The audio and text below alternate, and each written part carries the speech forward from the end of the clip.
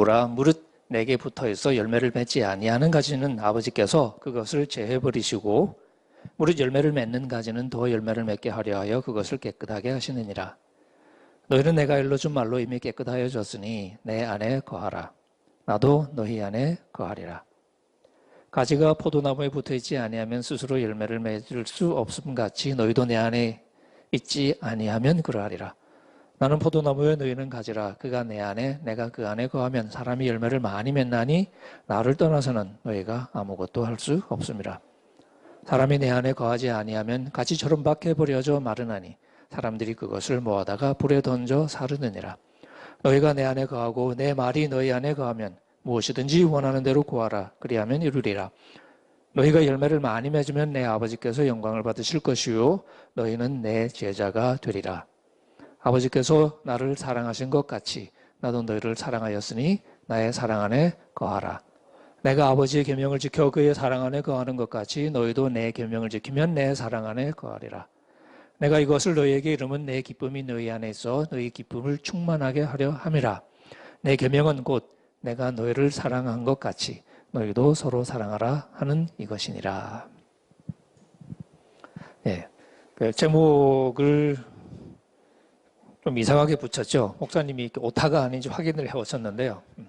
안 계시는 주님, 그때 안에 계시는 주님이 아니냐고 이렇게 물어오셨는데 아니고 그냥 안 계시는 주님입니다. 예. 그래서 조금 제목이 뭐 그러냐 하고 느낄 수도 있겠죠. 그냥 여러분도 보시다시피 저 지금 원고 없어요. 그냥 성경책 들고 그냥 같이 이렇게 얘기하는 겁니다. 제가 이렇게 글쎄 이런 질문을 드려봐도 될지 모르겠는데 주님이 우리와 함께 하시나요? 안 하시나요? 분명한가요? 벌써 지금 머리 굴리시는 분들이 계시는데 예. 대개는 주님 우리와 함께 하신다고 이렇게 대답을 잘 해주셔요. 예. 오케이. 그 다음에 여러분 주님 다시 오시기를 기다리십니까? 안 기다리십니까? 라고 물으면 그럼 또 다 기다린다고 얘기하셔요. 벌써 이미 계신다는데 뭘 기다리냐? 라고 물으면 그때는 많이 웃으셔요. 그리고 조금 뭐 저런 소리를 다 하고 앉았냐 하고 그렇게 표정 짓는 분도 계시는데 사실 좀 생각해 볼 만한 얘기죠. 주님 우리와 함께 계신데요. 그런 느낌으로 살아가는 분들이 많고 또 이제 신앙 좋다는 분들은 되게 그런 느낌을 많이 가지고 계세요. 근데 그런 느낌을 가지고 있으면 당연히 뭐 기다릴 건 없죠. 왜? 함께 계시니까. 그죠? 근데 우리가 성경에 보면 또 초대교회 그리스도인들은 늘 주님이 오실 거라는 그 강한 기대 속에서 살았단 말이죠. 근데 주님이 오실 거라는 기대의 이면에는 주님이 지금 우리와 함께 하시지 않는다는 그 안타까움이 배어 있거든요. 여러분, 여기 뭐 이렇게 아가씨들이 많지는 않은 것 같은데. 예를 들어서 남자친구가 군대 갔다고 쳐봅시다. 그럼 남자친구가 같이 있는 건가요? 없는 건가요? 없는 거죠. 그럼 기다리잖아요. 그죠? 이제 제대하기를 혹은 휴가라도 나와주기를 기다리는 거죠. 그러니까 간절히 기다려요. 그 기다리는 마음은 지금 군대 가고 없어서 안타까운 마음이죠. 그래서 보고 싶은 마음에 그래서 기다립니다. 안 나오면 찾아가기도 하죠. 그게 이제 같이 있지 않을 때 우리가 하는 행동이거든요. 근데 이제 그런 친구가 이렇게 생각해 보는 거니까 믿음이 너무 좋아가지고 남자친구가 함께 자기와 있다고 느끼는 거니까 얘기할 때마다 지금 나하고 같이 있어. 그리고 있다고 느끼고 있다고 기뻐하고 막 그러면 그런 걸 우리가 뭐라고 그럽니까?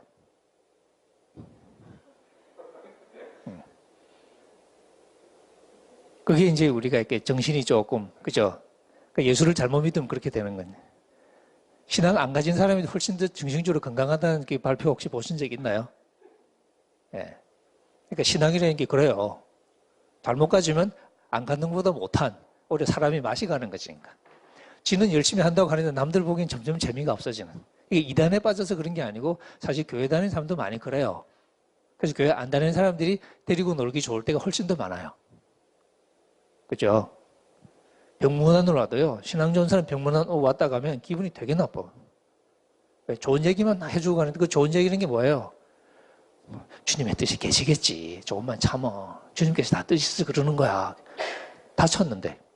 주님의 뜻이 있다는 얘기는 무슨 얘기예요? 아마 너한테 한 수 가르치려고 나 그러시는 걸 거야. 네가 뭐 잘못한 게 있겠지. 라고 말은 안 하지만 왠지 그런 쪽으로 얘기를 하는 거예요. 그냥 뭐 얘기를 하고 가는 것 같은데 가고 난 기분이 별로 안 좋아. 근데 교회 안 다니는 친구들이 오잖아요. 고등학교 동창들. 근데 어떻게 해요? 그냥 신나게 놀고 떠들고 가요. 그럼 기분 좋아. 그죠? 우리가 이렇게 예수를 잘못 믿으면 굉장히 좀 맛이 가는 수가 있습니다. 우리가 신앙생활을 할 때 사실은 이렇게 뭐 뻔한 당연한 얘기 같지만 우리가 때로는 주님이 함께 계신다는 이야기를 할 때도 있고 또 주님이 지금 안 계시기 때문에 주님을 기다린다고 말할 때도 있고 근데 우리가 지금 주님을 기다린다는 습관적인 그 언어는 있지만 사실 주님이 안 계시는 안타까움은 없는 것 같아요. 어떤가요? 주님이 늘 함께 하신다는 생각에 우리가 젖어 있기 때문에 주님이 안 계신다는 생각을 잘 안 하는 것 같습니다. 이 지점이 어쩌면 우리가 초대교회 교인들하고 많이 달라지는 지점인 것 같아요. 바울을 비롯해서 초대교회 그리스도인들에게 가장 강렬한 느낌이 뭐냐? 남자친구 군대 갔어. 지금 없어요. 맞나요?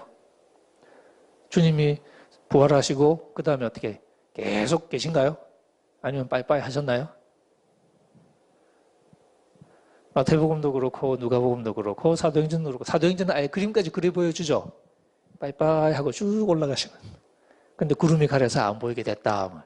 하늘로 멍하니 쳐다보고 천사가 뭐라 그래요? 올라가신 거 본 그대로 다시 오실 거다. 다시 오실 거다. 그 얘기는 지금 가셨어요. 안 계셔요. 근데 우리가 이런 당연한 이야기를 너무 좀 생각을 안 하고 왜냐? 주님이 함께 계신다는 언어에 너무 익숙해져 있어서 그런 거니까. 물론 이 언어는 우리가 바울에게서 배우는 거죠. 그런데 바울이 주님 우리와 함께 하신다 그럴 때 그게 무슨 말이었냐 하는 거죠.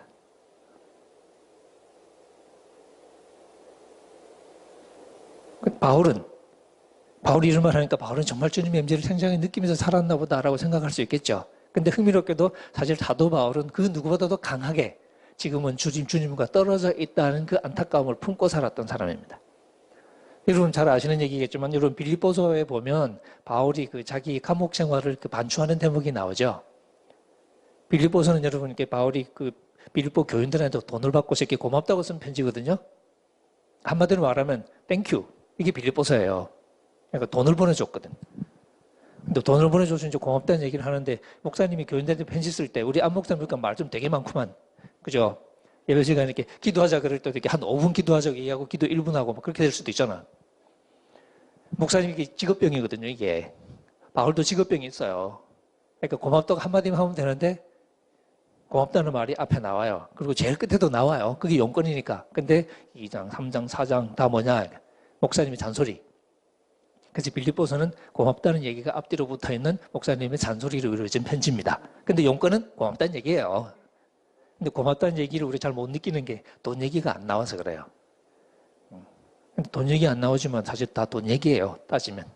그러면 선교 편지 뭐 후원하신 선교사님이 또 아까 그러시던데 선교사님이 선교 편지 많이 보내오시죠? 돈이라는 글자가 나오던가요? 저도 어릴 때부터 그런 편지 무지 읽었거든요. 근데 돈이라는 단어를 편지에서 읽은 기억은 없어요. 무슨 단어를 읽습니까? 사랑, 은혜, 뭐 이런 단어 있죠. 근데 그걸 다 쉬운 말로 번역하면 돈, 후원이라는 말이 나오기도 하고 안 나오기도 하고.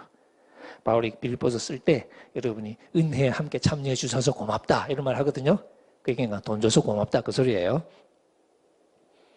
끝에도 이제 그런 얘기 나오는데 어쨌든 이제 그 빌립보서에 보면 바울이 이제 교인들을 생각하면서 자기 감옥에 있는 상황을 좀 잠깐 얘기하는 거예요. 그때 바울이 하는 얘기 중에 하나가 뭐냐면 사실 내가 지금 둘 사이에 꼈다. 한편으로는 그냥 여기서 확 죽었으면 좋겠다 말하자면. 여기서 그냥 끝났으면 좋겠다. 그래서 주님과 같이 있었으면 좋겠다. 그런 표현을 씁니다. 무슨 얘기입니까? 지금 자기 생이 여기서 끝나면 그제서야 자기가 주님과 함께 있게 된다는 거죠. 그게 좋은 거니까. 물론 인생이 힘드니까 이제 이런 생각을 하게도 됐지만 사실 바울은 주님과 함께 있고 싶다는 생각을 품고 살았는데 그게 뭐냐면 이 생이 끝나는데 그렇게 되면 내가 주님과 함께 있을 거라는 그 기대가 있었죠. 그래서 바울은 감옥에서 사실은 한편으로는 그런 열망이 있는 거예요. 내가 여기서 내 인생이 마감되면 그러면 내가 주님과 함께 있게 될 거 아닌가 하는 생각이 한편으로 있어서 그냥 여기서 풀려나지 말고 있었으면 좋겠다. 한편으로는 그런 생각이 있지만 또 한편으로는 또 이렇게 어떻게 가끔 우리 이렇게 그 엄마들이 인생이 힘들어서 이렇게 생을 마감하려고 하는 분들이 계시거든요. 근데 엄마들이 그렇게 하려고 하다가 이렇게 끝내 못하는 가장 큰 이유가 엄마라서 그렇죠. 자식 때문에. 새끼들이 눈에 밟혀서 못한다는 거니까. 바울이 지금 그런 마음입니다. 한편으로는 떠나서 주님과 함께 있고 싶은데, 근데 어떻게 해요? 성도들이 자꾸 이렇게 눈에 밟히는 거니까. 그러니까 여러분들 생각하면 내가 더 남아서 일을 해야 될 것 같다. 그런 생각을 하면서 왔다 갔다 하면서 조심스럽게 아마 하나님이 나를 살려주실 것 같다. 그래서 이제 중간에 보시면 여러분들의 기도와 성령의 도우심으로 내가 구원받을 것 같다. 내 구원에 이르게 할 줄 아는 거로 그렇게 하는, 그거는 사실 그 구원은 감옥에서 나가는 걸 가리킵니다. 여러분들이 기도해 주시고 또 성령이 도와주셔서 내가 아마 추록하게 될 것 같다. 그런 얘기를 하거든요. 그때 보면 바울의 마음이 주님과 함께 있지 않은 이 상태에서 주님과 같이 있고 싶은 열망. 그 열망의 한편은 뭐냐면 이 삶이 끝나면 내가 주님과 함께 있을 수 있다는 열망이죠. 고린도 후서에도 바울이 똑같은 이야기를 합니다. 바울이 우리의 몸을 장막이라고 그러죠. 천막. 우리의 몸을 지금 텐트라고 얘기하는데 이게 뭐 플라톤주의하고는 좀 다르긴 하지만 어쨌든 우리의 생명이 이렇게 들어있는 게 우리 몸이잖아요. 우리가 이 몸으로 살아가잖아요. 그죠? 근데 이 텐트. 근데 이 텐트가 없어지면 하나님이 우리에게 이제 새로운 걸 주실 거라는 기대를 갖는 거죠. 근데 바울이 그런 얘기 하면서 이제 한 자락에서 우리가 지금 이 장막에 있는 동안에는 주님과 따로 살아가는 줄을 우리가 확신한다. 그렇게 얘기를 해요. 그래서 우리가 지금 이 몸에 살아가잖아요. 이 몸으로 살아갈 때는 주님과 같이 있을 수가 없는 거예요. 사실 주님과 같이 있고 싶지만 이게 어떤 때는 준비가 안 될 때도 있는 거죠. 우리가 지금 원하는 그런 수준으로 같이 있고 싶잖아요. 그죠? 예를 들면 이제 남녀가 연애하는 게, 남녀가 연애할 때는 사실 남녀가 이렇게 깊이 사랑에 빠지면 나타나는 현상 중에 하나가 최대한 가까이 있고 싶잖아요. 그래서 위험하잖아요. 둘이 붙여놓으면. 그죠? 그래서 부모들이 눈에 불을 켜고 이렇게 감시하잖아. 왜? 둘이 붙어 있고 싶으니까 그런 거죠. 점점 가까워지고 싶은 거죠. 근데 안 되잖아요. 그죠? 결혼하기 전까지는 조심해야 되잖아. 그래서 이제 우리 학생들도 와서 막 상담하고 그래. 교수님 어느 선까지 뭐 이런 놈들이 있거든요. 또 남자들도 여자친구가 자꾸 이렇게 막 하는데 자기 어떻게 해야 될지 모르겠다고 막 그런 애들도 있고 막 그래요. 그게 좋게 보면 다 이제 사랑하니까 그러는 거겠죠. 인간의 본능적인 가까이 있고 싶잖아요. 근데 안 될 때가 있잖아요. 그죠? 우리가 지금 몸으로 거할 때는 바울이 보기에는 주님과 우리가 정말 함께 있고 싶지만 이 몸에 거할 때는 주님과 함께 있을 수가 없는 거예요. 왜? 이 몸으로는 안 되는 거예요. 바울이 고린도전서에서 혈과 육은 썩을 것은 썩지 않을 것을 유업으로 받을 수 없고, 그죠? 혈과 육은 하나님 나라를 유업으로 받을 수 없다. 이런 표현을 쓰죠. 결국 우리가 아직 주님을 우리가 원하는 수준으로 느끼기에는, 함께 하기에는 아직은 준비가 안 된. 지금은 어느 때냐? 결혼하기 전에 총각의 마음이라고 이해하시면 되죠. 빨리 결혼하고 싶어 안달이 난 총각의 마음. 뭐 아가씨도 마찬가지겠죠. 그게 지금 우리의 상태라는 거죠. 바울이 뭘 바랐겠습니까? 이 장막을 떠나서 제대로 된 부활의 몸으로, 그죠? 주님, 하나님께서 새로 주신 이젠 썩지 않을 몸으로 주님과 함께 살아가는 것을 고대하게 되는 거죠.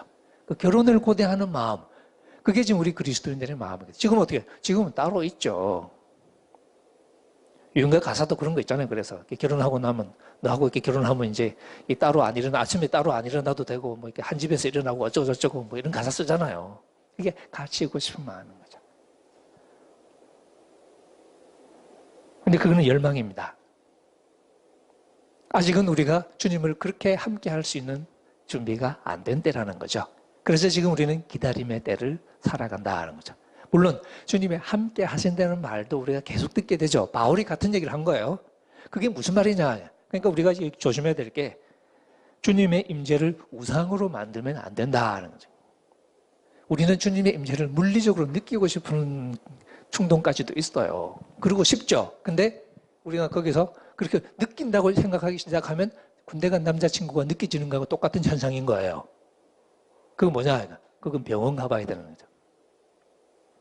우리는 주님이 계시지 않는다는 느낌이 자연스러운 느낌이죠. 주님 우리와 함께 하셔요. 영으로 우리와 함께 하신다는 그 주님의 임재는 지금은 우리가 소위 물리적으로 경험할 수 있는 실제는 아니죠. 우리가 믿음으로 고백하고 믿음으로 느낀다고까지 말할 수 있겠지만 그것은 우리의 믿음의 이야기고 고백이지 우리가 물리적으로 느끼는 건 아닙니다. 근데 우리는 그런 욕망이 있죠. 그래서 뭐 하냐? 기다리기 싫어. 뭐 해요? 사고를 치죠. 사고를 치는데 우리는 어떻게 하냐? 그걸 우상이라고 부릅니다. 물리화시키는 거죠. 물건으로 만들어내고 감각적으로 만들어내는 거죠. 그래서 우리는 우상을 만들어냅니다. 때로는 우리가 이렇게 어떤 느낌의 우상을 만들어내고 싶어요. 그래서 이렇게 기독교 제가 뭐 저는 이렇게 노래를 잘 부르는 사람은 아니지만 찬양 집회 같은 데 가보면 사실은 그런 좀 이렇게 열망이 좀 지나치게 느껴지는 때가 있어요.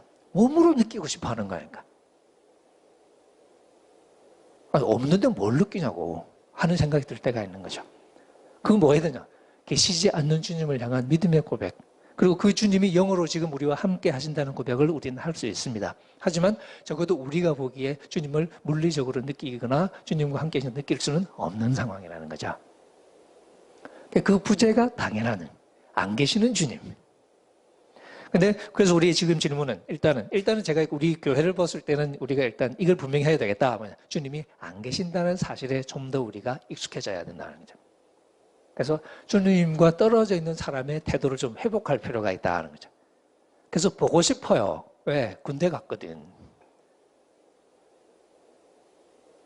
그런 느낌이 회복되는 게 일단 우선이라고 생각이 들고요. 그 다음에 이제 주님께서 또 우리에게 해주시는 말씀, 바울도 하는 이야기. 그럼 주님과 우리와 함께 하신다는 이야기도 있지 않냐 하는 거. 당연히 있죠. 그럼 그게 무슨 뜻이냐 하는 얘기를 묻고 싶겠죠. 예수님이 수수께끼 같은 얘기 하신 적 있잖아요. 그죠? 마태복음 보면 주님께 마지막에 빠이빠이 하실 때, 물론 갈릴리에서 이렇게 빠이빠이 하셨는지 예루살렘에서 빠이빠이 좀 이렇게 헷갈리죠. 마태복음은 갈릴리가 마지막 얘기인데 누가복음은 예루살렘이거든요. 이제 시나리오를 쓰자면 거기서 다시 예루살렘으로 가셔서 거기서 제자들하고 최종적으로 빠이빠이 했다. 뭐 그렇게 그림을 그려야 되는데 어쨌든 마태복음은 이제 갈릴리에서 이렇게 산에서가 마지막 장면이에요. 그때 예수님이 마지막에 뭐라고 그러십니까? 마태복음 제일 마지막 구절. 볼지어다 내가 세상 끝날까지 너희와 항상 함께 있으리라 해놓고 뭐 하셨어요? 빠이빠이. 장난치나 이런 거죠. 물론 이거 드라마에 많이 나오죠. 영원히 너와 함께 할 거야. 그러고는 어떻게 뭐 바람 피고 이러잖아요. 그 드라마에서 보는 얘기죠. 근데 예수님이 함께 있겠다고 얘기해놓고 영원히 그러고 어떻게 빠이빠이 하시는 거죠. 어떻게? 이건 뭐지? 그래야 맞는 거 아닌가요? 사실 마태복음 처음 시작할 때 보시면 예수님의 이름을 짓는 대목이 나오죠. 천사가. 이름 뭐라 그래라? 뭐라 그래라? 임마누엘이라 하라. 그게 무슨 뜻이에요? 임마누는 우리와 함께 이런 뜻입니다. 누 하는 게 우리라는 뜻이거든요. 임마누 그러면 우리와 함께 그냥 엘 하나님. 그래서 하나님이 우리와 함께. 시작이 그렇죠. 마지막에도 항상 함께 있겠다. 그랬단 말이죠. 좋아요. 처음부터 끝까지 다 임마누엘의 주제로 딱 덮여 있는 게 마태복음인데, 근데 예수님이 하신 건 바이바이. 그럼 주님이 함께 하신다는 얘기는 무슨 얘기냐? 물리적으로 몸으로 함께 있겠다는 얘기는 아닌 건 틀림없죠. 왜? 떠나가셨기 때문에. 그러면 주님이 함께 하신다는 얘기가 무슨 뜻이냐? 이게 이제 우리의 질문이죠. 그래서 제가 제목을 좀, 안 계시는 주님을 우리가 어떻게 사랑할 수 있냐 하는 거죠. 군대 간 친구 어떻게 사랑하냐는 거죠. 군대 간 친구하고 뽀뽀할 수는 없잖아. 그죠? 군대 간 친구를 어떻게 사랑할 수 있냐. 떨어져 있는데. 우리도 보면 뭐 발렌타인데이, 뭐 화이트데이 뭐 그런 거 있잖아요. 발렌타인데이가 뭐 여자가 해주는 날인가? 어떤 게 어느 거죠? 화이트데이가 남자가 해주는 날인가요? 네. 발렌타인, 우리 자매님들, 예수님도 남자잖아. 발렌타인데이 때 예수님한테 뭐 해드렸어요? 초콜릿? 장미꽃? 우리 남자들은 주님한테 뭘 해드렸습니까? 지금까지 무슨 선물을 우리 학생들도 가끔 뭐 이렇게 무슨 이렇게 꽃 지가 만들었다고 들고 오기도 하고 뭐 그런 것들 하잖아요. 그러니까 선생님한테 이렇게 자기의 이렇게 존경심을 표현한다고. 우리는 뭘 하죠? 주님을 위해서? 하고 저는 생각해보니까 주님한테 어쨌든 해드린 건 하나도, 돈 쓴 건 하나도 없어요. 교회 가서 헌금하는 거 말고 제가 주님을 뭐 해드린다고 뭐 가게 가서 뭐 물건을 산 적도 없고 아무것도 해드린 적도 없단 말이에요. 말로는 다 했죠. 말로야 뭐, 그죠? 말로야 인생까지 바치지. 근데 실제로 뭐 했냐? 한 거 없다. 그죠? 그래서 우리가 이제 이런 생각을 좀 해보게 되는 거죠. 주님과 함께 있다는 말, 그리고 우리가 주님을 사랑한다는 말은 무슨 뜻이냐? 계시지 않는 주님 우리가 어떻게 사랑하냐? 복잡한 얘기는 아닙니다. 사실 아주 간단한 얘기입니다. 오늘 우리가 읽은 이야기도 그 이야기 중에 일단이죠. 이 말씀은 13장부터 시작되는 우리가 흔히 말하는 고별 강화의 한 부분이죠. 고별 강화 그러니까 굉장히 그럴듯해 보이는데 그냥 쉽게 말하면 예수님의 유언이에요. 예수님이 이제 마지막을 예감하십니다. 이 이야기하고 나서는 잡혀서 돌아가시는 거예요. 적어도 인간으로 봤을 때는 마지막을 예감하시면서 예수님이 지금 이야기를 시작하시는데 그게 이제 13장부터 시작합니다. 12장까지는 요한복음은 12장 이전과 이후로 갈라지는데 12장까지는 소위 공적으로 예수님이 많은 사람들과 만나면서 부딪히면서 싸우기도 하고 그렇게 사역을 하시죠. 그게 12장까지예요. 그리고 13장부터는 이 13장 이 얘기는 그 예수님이 최후의 만찬하는 바로 그 자리인 것처럼 보이죠. 마태마가 누가복음에서는 예수님이 마지막으로 식사하던 그 자리입니다. 근데 요한복음은 밥 먹는 데는 관심이 없어요. 유일하게 나오는 구절이 13장에 저녁 잡수시던 중에 하는 말만 나오고요. 제자들이 이렇게 밥 먹는 데는 관심이 없고 예수님이 하신 행동 하나를 기록하고 있죠. 그게 예수님이 제자들을 발 씻는 행동입니다. 근데 그 행동을 시작하시면서 예수님이 왜 그 행동을 하시냐? 예수님이 마지막을 예감하셨습니다.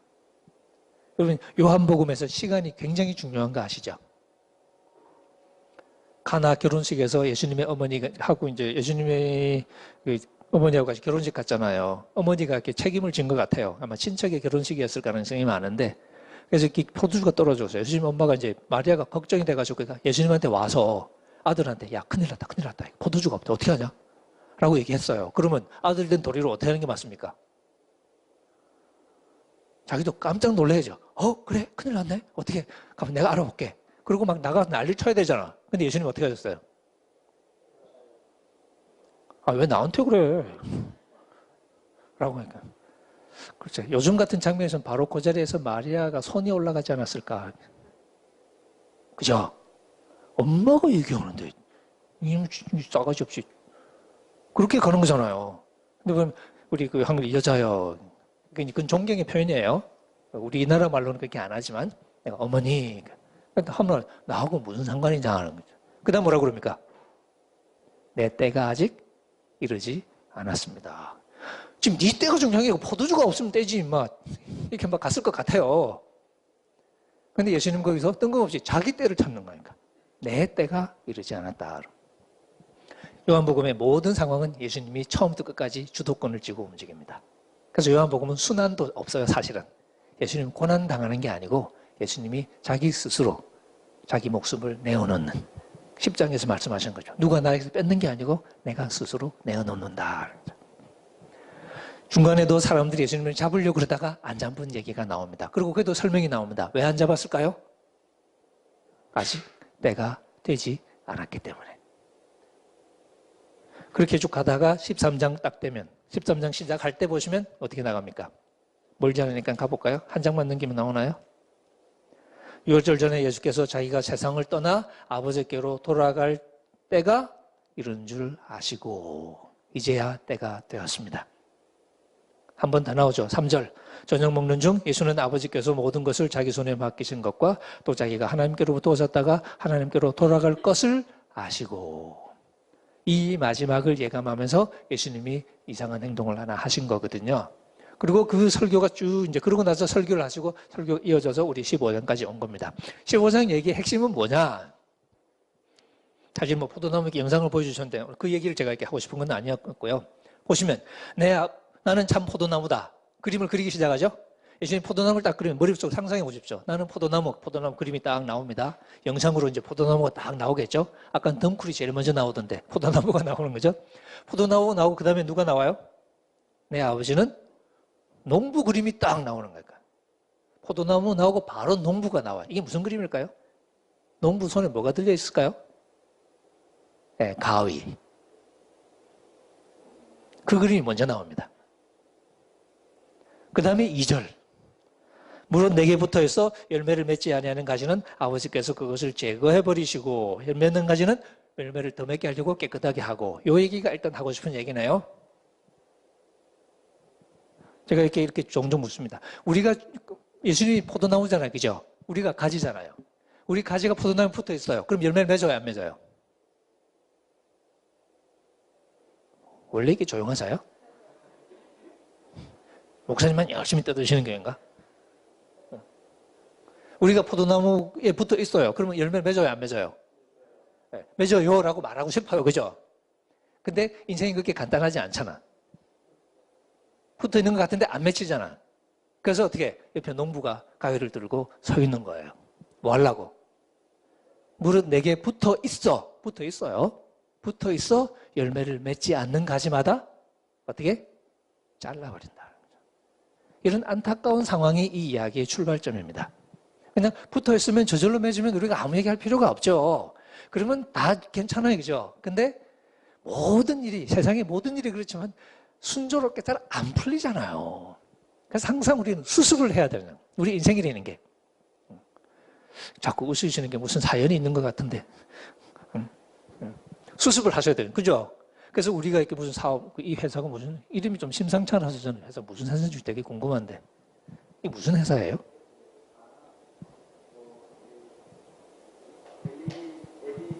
그래요? 이름이 이렇게 히브리어 필이 나서. 예. 예. 아니, 하임 빌딩이라는 것도 그러면 히브리어 말을 가지고. 그래서 좀, 예, 맞군요. 그 이름이 좀 심상치 않아서 이게 무슨 세상가 좀 그렇습니다. 예, 어쨌든, 예. 사실 우리가 이렇게 열매를 이렇게 맺으면 모든 게 간단한데 그렇지 않고. 그래서 그런 상황을 우리가 얘기하는. 항상 이렇게 소위 문제가 생겨서 수습해야 되는 상황. 영업도 물건 팔고 다니면 되지만 되게 많은 경우는 사고 처리, 그죠? 그게 또 시간을 많이 들여야 합니다. 예수님도 바로 그 얘기를 하고 있습니다. 물론 우리가 붙어 있어야죠. 예수님 그 얘기를 계속해요. 그러니까 붙어 있으면 되는데 붙어 있어도 안 되는 경우가 있더라. 그래서 예수님이 사실은 반복하시는 말씀 보면 내가 붙어 있으면 된다는 얘기를 많이 하죠. 4절에 보시면 내 안에 거하라 나도 너희 안에 거하리라 가지가 포도나무에 붙어 있음 같이 너희도 내 안에 있지 아니하면 그렇다. 그 다음에 5절도 마찬가지죠. 사람이 이렇게 나를 떠나서는 너희가 아무것도 할 수 없다. 그러니까 아무것도 못하면 사람들이 그걸 잘라버리고 버리고 그래서 사람들이 모아가지고 불에 던져서 사른다. 결국 뭐 해야 되냐? 주님 안에 거해야 됩니다. 근데 거하는데 이게 붙어 있어도 안 되는 경우가 있잖아요. 그럼 결국 예수님이 하신 얘기는 뭐냐면 어떻게 해야 제대로 붙어 있는 거냐는 얘기죠. 조금 읽어보면 내 안에 거하라. 맞죠? 4절에 보시면 다시 한번 내 안에 거하라. 나도 너희 안에 거하리라. 여기까지 딱 읽어보면 아 이게 지금 우리만 주님 안에 달랑달랑 붙어 있는 게 아니고 주님이 우리 안에 거하시는 얘기가 함께 나왔네요. 그죠? 일단 상호적이네. 우리가 주님 안에 거하고 주님이 우리 안에 거하고 오케이. 거기까지는 갔습니다. 좀 더 그림을 그려보죠. 그러면 주님 안에 거한다는 게 뭐냐? 주님이 또 우리 안에 거하신다는 게 뭐냐? 하고 또 조금 더 읽어보니까 7절로 갑니다. 너희가 내 안에 거하고 이것만 똑같이 나왔죠? 그 다음에 뭐가 나왔죠? 내 말이 너희 안에 거하면 표현이 살짝 바뀐 거 느끼시나요? 내가 너희 안에 거하면 그랬는데 여기서는 이제 내 말이 너희 안에 거하면 아 주님이 우리 안에 거하시는 건 주님의 말씀이 우리 안에 거하시는 거구나 하는 게 확인이 됩니다. 그리고 다시 한번 원론을 또 반복하시죠. 열매 많이 맺으면 우리 하나님 행복하실 거야. 그 니네들은 착한 자식들이야 이렇게 되는 거죠. 그 다음에 9절 아버지께서 나를 사랑하신 것 같이 나도 너희를 사랑하였으니 나의 사랑 안에 거하라. 자, 우리가 주님 안에 거한다는 말이 나왔었죠? 여기서는 표현이 어떻게 바뀌었죠? 주님 안에 거한다는 말을 뭘로 바꿨습니까? 주님의 사랑 안에 거한다는 말로 바뀌어 나왔습니다. 얘기가 이제 구체적으로 풀어지기 시작합니다. 예수님께서 아버지의 사랑 안에 거하시는 것처럼 우리도 주님의 사랑 안에 거하는 거예요. 주님 안에 거한다는 말은 구체적으로 주님의 사랑 안에 거하는 거예요. 오케이, 주님의 사랑 안에 거하자. 그러면 열매를 맺는 거예요. 그러면 주님의 사랑 안에 거한다는 건 무슨 얘기냐? 주님과 진하게 사랑하면 되잖아. 근데 있어야 사랑하지. 아까 제가 군대 간 얘기했죠. 우리 주님 군대 가셨는데 주님을 진하게 사랑하고 싶은데 어떻게 사랑하냐? 주님의 사랑 안에 어떻게 거해요? 안 계시는 주님 우리가 어떻게 사랑하냐? 10절로 갑니다. 시간이 없어서 그냥 넘어갈게요. 10절. 내가 아버지의 계명을 지켜 그의 사랑 안에 거하는 것 같이 너희도 내 계명을 지키면 내 사랑 안에 거하리라. 답이 나왔습니다. 예수님께서 아버지의 사랑에 거하신 방법이 뭐였죠? 아버지의 계명을 지키는 것이었다는 거죠. 아버지의 계명이 뭐였을까요? 아버지가 예수님을 보내면서 계명을 줬겠죠? 사명을 줘서 보냈겠죠? 예수님이 이 땅에 올 때 무슨 사명을 지고 왔어요? 예수님이 이 땅에 왜 왔어요? 근데 처음부터 애초에 성경 외워봐야 소용없다니까. 예수 안 믿는 사람도 잘 아는 성경에서 제일 유명한 구절이 요한복음에 나오지 않나요? 예. 한번 읊어볼까요? 시작. 예, 거기까지. 독생자를 왜 주셨다고요? 하나님이 세상을 이처럼 사랑하사 독생자를 주셨다는 거죠. 예수님이 이 땅에 오신 건 아버지께서 파송해 주신 건데, 그죠? 파송할 때 무슨 의도로 오신 거예요? 아버지의 사랑을 전하러 오신 거잖아요. 아버지의 사랑을 품고 오셔서 사랑의 전령으로 오신 거예요. 예수님이 오셔서 이제 우리에게 아버지의 사랑을 우리에게 알려줘야 되는 거예요. 근데 사랑을 어떻게 알려주나요? 제가 한 목사님한테 하나님의 사랑을 전해주고 싶어. 하나님의 사랑을 몰라요. 하나님의 사랑을 전해주고 싶어. 제가 말로도 하고 또 열심히 책도 소개해주고 막 근데 잘 못 알아듣는 것 같아. 짜증이 나서 막 팼어요. 그것도 못 알아듣냐? 그리고 이렇게 따기 올리고 뭐 이렇게 얼차례 시키고 막 그러면서 하나님 너 사랑 얼마나 사는지 알아? 알겠어 모르겠어. 널 사랑한다고 임마 알겠어 모르겠어 하고 다 거치면 하나님의 사랑이 막 느껴지나요? 안 되겠죠. 사랑을 어떻게 전해줘요? 조금 비유를 써볼까요? 열기를 어떻게 옆에 있는 사람에게 전달해 줄 수 있습니까? 열기를 전달해 줘야 되는데 그 열기를 어떻게 전달해 줄 수 있어요? 뜨거움이 있어요. 근데 나는 마이너스 100도야. 옆에 사람한테 어떻게 그 100도를 전달해 줘요? 100도 있고 나는 이 플러스 100도, 나는 마이너스 100도. 옆에 있는 사람한테 전달해야 되는데 그 뜨거움을 어떻게 전달해요? 나는 차가운 채로 전달이 열기가 되나요? 안 되잖아요. 그죠? 열기라는 거는 어떻게 접촉에 의해서 전달되는 거기 때문에 내가 그걸 전달하는 방법은 내가 뜨거워지는 수밖에 없어요. 또 다르게 비유할까요? 전기를 통해 줘야 되는데 내가 저 친구를 감전시켜야 되는데 내가 사기야. 전기가 나한테 왔어요. 근데 난 사기야. 그거 어떻게 전달해요? 여기서 끝나는 것이니까. 근데 제가 저 형제님을 감전시키려면 어떻게 해요? 내가 전기가 통해야 되잖아요. 나로 전기가 통하지 않으면 전달이 안 되잖아요. 그죠? 마찬가지인 거예요. 예수님이 아버지의 사랑을 전달하기 위해서 어떻게 해요? 예수님 자신이 사랑이 되어서 오시는 수밖에 없는 거예요. 그래서 요한복음은 사랑이라는 말이, 그죠? 예수님이 선한 목자다. 그러죠? 10장에. 나는 선한 목자다. 선한 목자는 어떻게? 양들을 위해서 목숨을 버린다. 그래서 예수님이 마지막을 예감하시면서 이 아버지의 사랑을 품고 오신 분이고 이 세상에 이 제자들에게 아버지의 사랑을 전해주는 분들 오셨잖아요. 그죠? 그러니까 예수님의 과업은 사랑을 알리는 과업이에요. 사람을 어떻게 알리냐? 사랑함으로 알리는 거죠. 그래서 예수님의 과업은 이 땅에서 자기 사람들, 하나님이 아버지께서 자기에게 주신 사람들을 사랑하는 게 예수님의 1차적인 과업이었고 그 사랑의 가장 절정이 바로 자기 목숨을 내어주는 것이었다는 거죠. 그래서 13장 우리 마지막 유언 시작하실 때 어떻게 나옵니까? 우리가 안 읽고 넘어갔지만 때가 이런 줄 아시고 어떻게 1절에 세상에 있는 자기 사람들을 사랑하시되 끝까지 사랑하시니라. 네, 이거 하라고 왔기 때문에 이제 그 이야기를 끝까지 혹은 뭐 완전이라고 번역해도 좋아요. 결국 이 사랑이 예수님의 메시지의 핵심이었거든요. 이 예수님이 오셔서 이제 사업을 자기 그 과업을 완수하시고 이제 유언을 남기시는 대목에서 예수님이 그러니까 예수님이 땅에 오신 건 오셔서 아버지의 계명을 지키잖아요, 그죠? 그 계명이 뭐냐면 나의 사랑을 이 세상 사람들에게 알려라. 어떻게? 네가 이 사람들을 사랑하면서 내 사랑을 전해주라는 거죠. 그래서 예수님이 사랑이 되어서 오셨고 사랑하셨고 내가 아버지의 계명을 지켜서 그의 사랑 안에 거하는 것 같이 너희도 어떻게 해요? 10절 너희도 내 계명을 지키면 내 사랑 안에 거하리라. 자, 우리가 주님 안에 거한다는 얘기가 주님의 사랑 안에 거한다는 말로 번역이 됐었잖아요, 그죠? 근데 주님의 사랑 안에 거한다는 말이 무슨 말이냐면 결국 주님의 계명을 지키는 거더라는 거죠. 주님의 계명은 뭐죠? 예, 예수님이 제자들 발 씻고 나서 한 얘기가 뭡니까? 발 씻고 나서 앉아가지고 야, 내가 한 게 지금 무슨 뜻인지 아냐? 그렇게 얘기하시잖아요, 그죠? 너희가 서로 사랑하라 하는 이야기를 하고 싶어서 그 행동을 하신 거죠. 근데 그냥 말로 사랑해 그러면 안 할 거 아니야. 그래서 빼도 박도 못하게 하려고 어떻게 예수님이 나서서 발을 씻어버렸어요. 무슨 상황이냐면 지금 우리 과에 둘이가 싸운다고 쳐보세요. 이 바닥을 닦아야 되는데 서로 자존심 싸움 못해가지고 네가 닦고 내가 닦고 이러고 있는 거니까.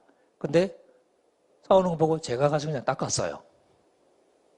그럼 우리 애들이 어떻게 할 것 같아요? 멘붕에 빠지겠죠. 예. 그리고 앉아가지고 야, 내가 왜 닦았는지 아냐? 내가 닦았어. 그럼 니네들 어떻게 해야 되게? 이거예요. 예수님이 제자들이 발을 씻었어요. 내가 누구냐? 니네들의 주님. 너희들의 랍비. 맞지? 근데 랍비이고 주님이 내가 너희들 발 씻었다. 그럼 니네들 서로 어떻게 해야 되게? 네. 만약에 나 안 씻어 그럼 그건 무슨 뜻이에요? 나 주님 안 할래 하는 얘기하고 똑같은 거니까. 그러니까 빼도 박도 못하게 하려고 예수님이 나서버린 거니까. 그러니까 우리가 발 안 씻겠다는 얘기는 주님을 주님으로 모시지 않겠다. 연을 끊겠다는 얘기예요. 그래서 예수님이 베드로 발 씻을 때 베드로가 싫다 그러니까 예수님이 하신 말씀이 우리 헤어져 그러신 거잖아. 너와 아무 상관이 없는 일하고 그걸 우리 쉬운 말로 풀면 헤어져 이 말이잖아요. 그러니까 관계라는 게 그런 거죠. 그러니까 주님이 발 씻어서 우리는 더 적없어요. 우리도 씻어야 돼. 내가 너희를 사랑한 것 같이 너희도 서로 사랑하라. 예수님이 이 말씀을 들려주죠. 바로 이것이 우리가 주님 안에 거한다는 말의 의미더라는 거예요. 주님 안에 거한다는 건 주님의 사랑 안에 거하는 것이고 주님의 사랑 안에 거한다는 것은 결국 주님의 계명을 지키는 것이더라. 그 계명은 서로 사랑하라는 것이다. 또 반대로 주님이 우리 안에 거하셔야 돼요. 근데 아까 주님이 우리 안에 거하신다는 말은 뭘로 번역이 됐었죠? 내 말이 너희 안에 거하면 그게 7절이었죠. 그 주님의 말씀은 뭐예요? 주님의 말씀이 뭐예요? 주님의 계명, 주님의 말씀. 서로 사랑하라는 얘기니까. 그리고 다 그 얘기 똑같은 얘기인데 처음부터. 예, 맞습니다. 처음부터 그냥 똑같은 얘기였던 거니까. 우리가 주님 안에 거한다는 얘기는 주님이 우리 안에 거하신다는 얘기는 똑같아요. 적어도 지금은 똑같아. 왜? 이것이 지금 우리가 주님 안에 거하는 방식은 사실은 간접적인 방식이잖아요. 물리적으로 주님 안에 거할 수 없잖아요. 왜? 군대 갔는데 빠이빠이 했는데 어떻게? 주님의 말씀. 그죠? 서로 사랑하라는 말씀. 주님이 유언으로 남겨주신 이 말씀. 근데 이 서로 사랑하라는 계명이 왜 중요하냐? 아까 우리 얘기했지만 주님이 이 세상에 왜 오셨다고요? 예수님이 왜 오셨다고? 예, 아버지. 이 세상을 사랑한 하나님의 그 절절한 사랑을 품고 오신 거 아니에요. 그죠? 그 예수님이 그래서 그 사랑을 전해주기 위해서 자기 목숨을 내어놓는 거잖아요. 그 맥락에서. 그것처럼 나도 너희를 보내시는 예수님 그렇게 얘기하셔요. 우리가 그렇게 사랑해야 되는 거죠. 그게 어디 나오냐? 17장에 보시면 예수님이 기도하시면서 그런 얘기 하십니다. 예수님이 이제 빠이빠이 하시기 전에 이제 마지막 유언하시고 잡히기 전에 17장이 마지막 기도거든요. 하나님께 기도드리는 대목에서 이런 표현을 쓰죠. 18절에 보시면 아버지께서 나를 세상에 보내신 것 같이 나도 그들을 세상에 보내었고. 이제 예수님이 자기 사역을 다 완수하고 떠나기 직전에 이제 난 내 할 역할을 거의 다 했다. 그러면서 어떻게 이젠 제자들을 생각하시면서 내가 이제 이 친구들을 세상으로 보냅니다. 라고 파송하는 거죠. 20장으로 가보면 예수님이 아예 제자들에게 실제로 파송을 해주시는 장면이 나옵니다. 20장 부활하시고 난 다음이죠. 21절에 보시면 이제 예수님을 만나잖아요. 그죠? 그리고 이제 예수님 만나서 이제 막 진짜 예수님을 확인한 거죠. 20절에 보시면 손과 옆구리를 보여주시고 제자들이 보고 기뻐하고 막 그렇게 된 거잖아요. 그죠? 그리고 21절. 예수께서 또 이르시되 너희에게 평강이 있을지어다. 아버지께서 나를 보내신 것 같이 나도 너희를 보내노라. 그래서 요한복음에서 이 제자들의 공동체는 예수님은 아버지께로 가시고 우리는 미처 못 따라가서 남아있는 쪼무레기들이 아니고 예수님이 아버지께 파송을 받아 세상에 왔던 것처럼 이제는 그 아들 예수께서 우리를 의도적으로 세상으로 파송해서 존재하는, 그래서 선교사로 이 세상에 보냄받은 공동체. 그래서 요한복음에서 이 기독교 공동체를 선교적 공동체다라고 표현을 하기도 합니다. 그러니까 여기에 사명을 품고 지금 여기 왔다는 거죠. 보내심을 받아서. 근데 그 사명이 뭐예요? 아버지께서 나를 보내신 것 같이 나도 너희를 세상에 보낸다. 똑같은 거예요. 그럼 우리의 목적이 뭐죠? 하나님의, 이 세상을 향한 하나님의 사랑. 그리고 그 사랑을 품고 오셨던 그 주님의 사랑. 그 사랑을 어떻게 해요? 이 세상 사람들에게 알려주는 거죠. 계시하는 거예요. 우리는 계시자로 부르심을 받았습니다. 아들이 아버지를 계시하는 것처럼 우리는 아버지와 아들을 세상에 계시하는 역할, 드러내는 역할이죠. 어떻게? 그 사랑을. 근데 그 사랑을 어떻게 드러내요? 아까 얘기한 것처럼 이 세상 사람 하나하나 불러가지고 주워 패면서 못 알아들으면 이렇게 빠따 때리고 그러면서 사랑을 전할 수 있냐? 안 되잖아요. 사랑이라는 이 뜨거운 열기를 전하는 유일한 방법은 우리 스스로가 그 열기가 되는 수밖에 없는 거죠. 우리 스스로가 사랑이 되지 않으면 세상에게 사랑을 알려줄 수 있는 방법은 없다는 거예요. 세상은 사랑은 말로 되는 게 아니니까. 사랑은 몸으로 하는 거잖아요. 그죠? 그래서 미국에 그런 얘기 있잖아요. 왜? 그 아이들하고 부모 얘기하면서 아이들은 그 사랑이라는 단어의 스펠링을 어떻게 쓴다? 영어에 이렇게 kids spell love.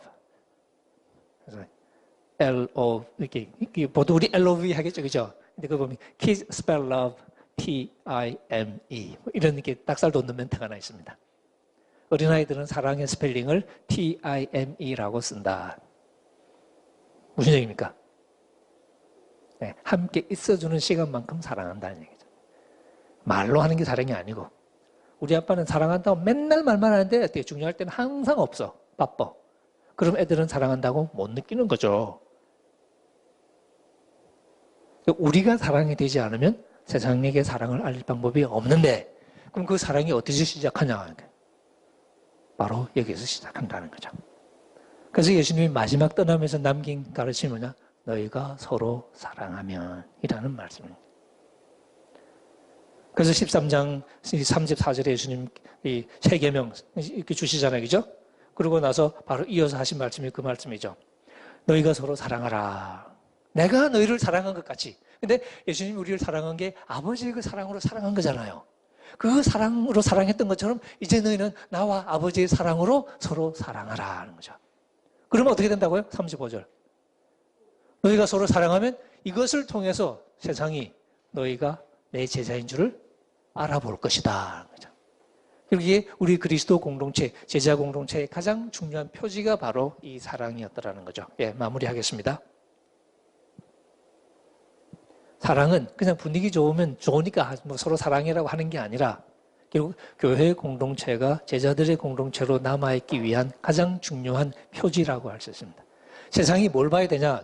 우리가 서로 뜨겁게 사랑하는 모습을 볼 수 있어야 한다는 얘기입니다. 이거 없으면 다 필요 없습니다. 하나님은 추상적인 이론으로 만나는 것도 아니고 무슨 세계관으로 만나는 것도 아니고 하나님은 정말 우리를 알려주시는 사랑으로 만나는 건데 우리가 이 사랑을 어떻게 전할 수 있냐? 우리 스스로가 그 사랑을 담아내는 수밖에 없다는 얘기입니다. 여러분이 아버지의 사랑을 느끼셨습니까? 맛보셨습니까? 여러분이 그리스도의 사랑을 경험했습니까? 그럼 그 사랑이 우리 속에 있겠죠. 그럼 그 사랑이 서로 주고받아지겠죠. 서로 주고받는 이 사랑을 통해서 우리가 사랑의 공동체를 만들어내겠죠. 바로 이것이 세상 사람들에게 아버지의 사랑이 무엇인지를 알게 만드는 계시의 장소가 된다는 얘기죠. 그래서 사람들이 여기 들어왔을 때 뭘 느끼냐? 그 사랑의 온도를 느끼는 것이다. 사랑의 색깔을 보는 것이고 사랑의 냄새를 맡는 것이고 바로 그 사랑의 공동체 속에서 아버지가 어떤 분이신지를 느끼기 시작하고 그런 상황에서 우리가 아버지에서 얘기했을 때 그게 그거예요? 그렇게 되는 거겠죠. 그러니까 우리의 언어가 복음을 말하는 우리 언어가 사실로 들릴 수 있는 환경이 마련되지 않으면 다 필요 없는 거잖아요. 그죠? 지금 교회가 하는 말 세상 사람들 들을 것 같아요?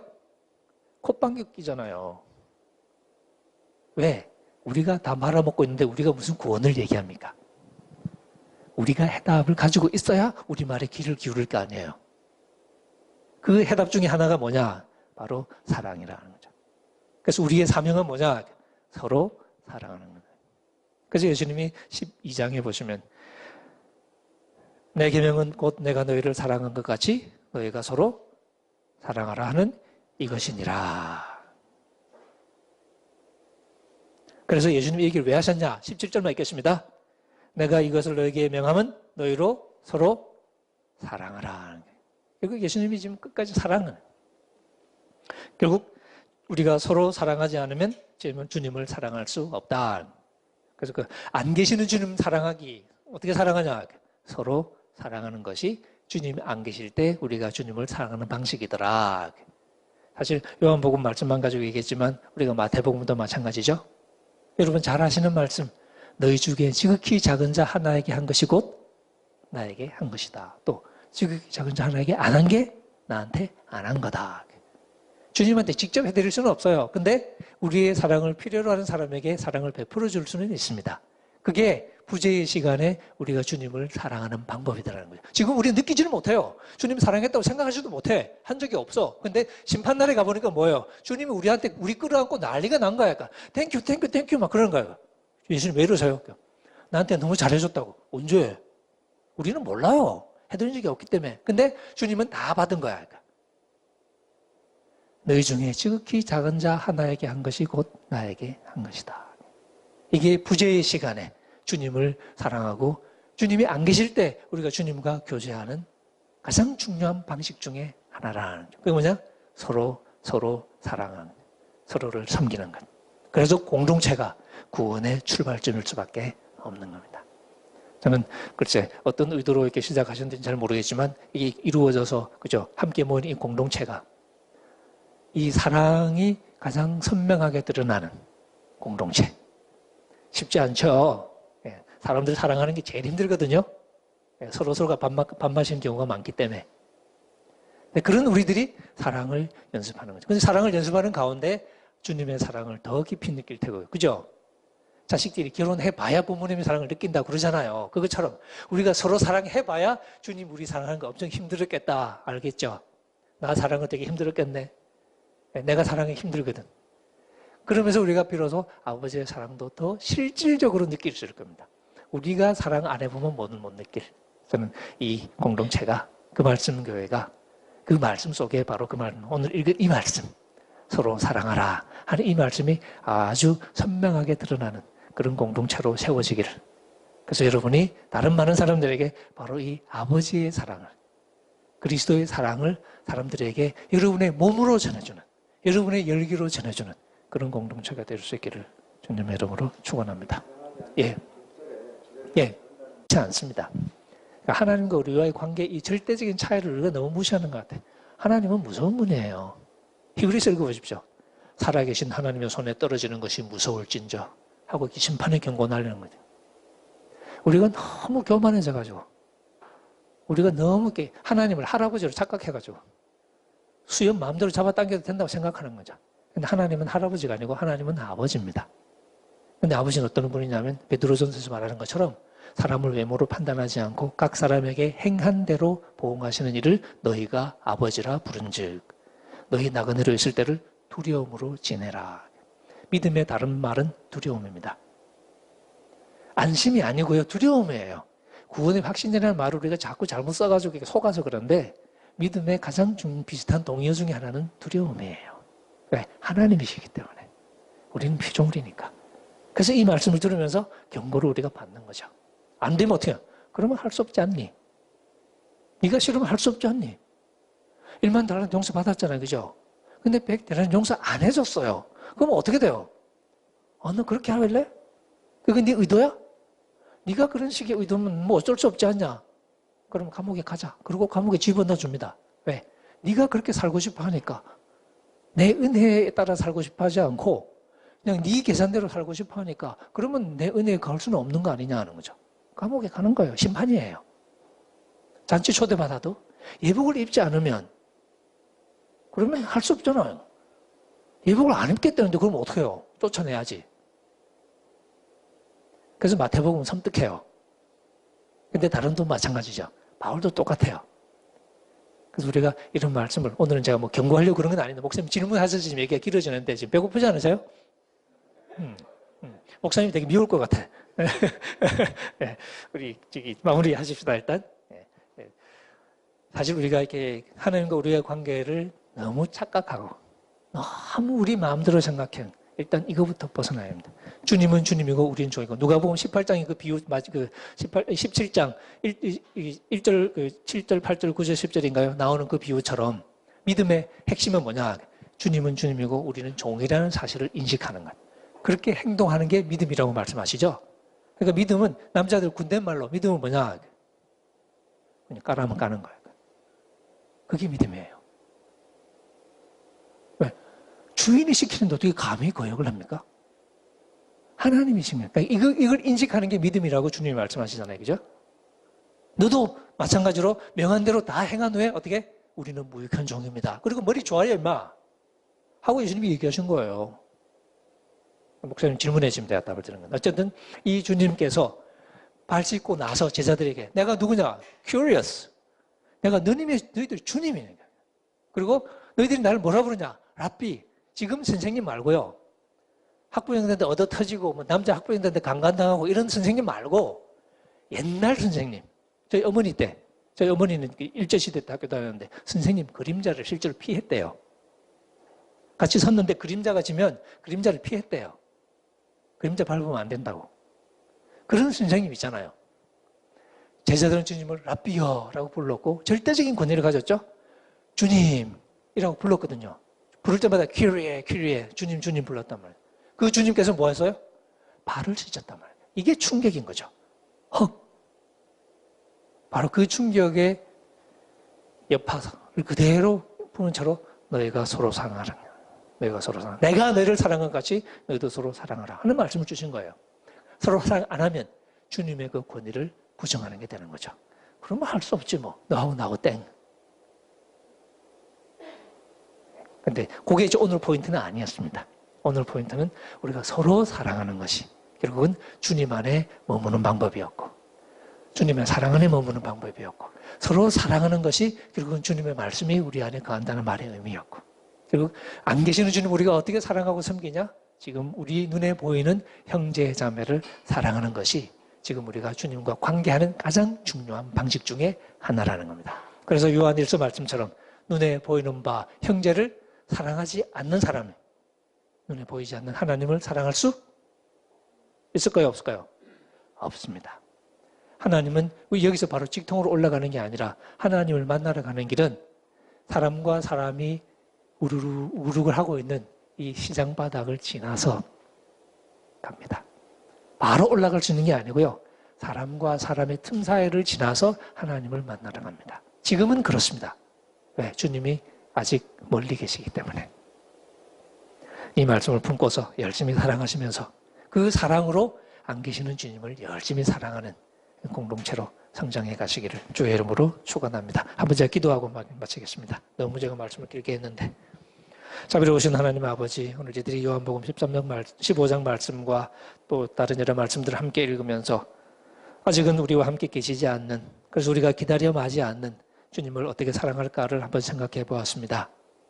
주님이 오실 것을 고대하면서 혹은 우리가 주님께로 갈 것을 고대하면서 지금 우리에게 함께하게 하신 우리 사랑하는 형제들, 자매들, 이 형제 자매를 주님처럼 받들고 주님처럼 섬기라고 말씀하신 그 말씀을 마음에 다시 한번 새깁니다.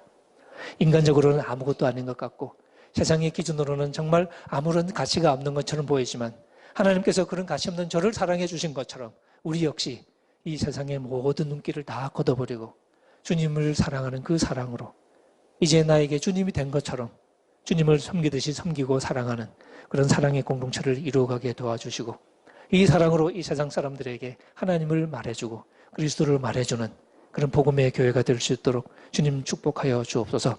이 기물에 죽은 우리 형제자매 한 사람 한 사람 사랑의 사람이 되게 하시고 우리 하나님의 사랑이 주님의 사랑이 마음에 불타오르는 만큼 서로를 향한 사랑도 함께 타올라서 사랑의 공동체를 이루어 주님의 제자로서 많은 열매를 맺어가는 공동체 되게 도와주옵소서. 예수님의 이름으로 기도합니다. 아멘.